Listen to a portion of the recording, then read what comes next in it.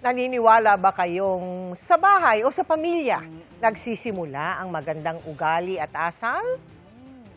Ito po, mga kapuso, ma'am, sa Naga City, may batang 2 taong gulang lamang, pero naaasahan na raw ng kanyang mga magulang. Abay, patok sa mga netizen ang batang yan na tinawag pang strong and independent baby boy. Tingnan nyo kung paano ligpitin ni Baby Riel Aliparde ang kanyang mga gamit at laruan.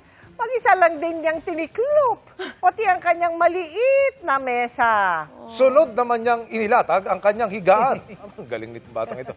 Ayan niya, at inayos niya pa ang pwesto para maayos ang kanyang paghilata. Abay, kwento ng kanyang mami Angela, tinuturuan talaga nila ng mga simpleng gawain tulad ng pagliligpit, ng mga laruan si Riel. Kaya naman, hindi lang sumakses si Baby sa komportabling higa at masarap na milk.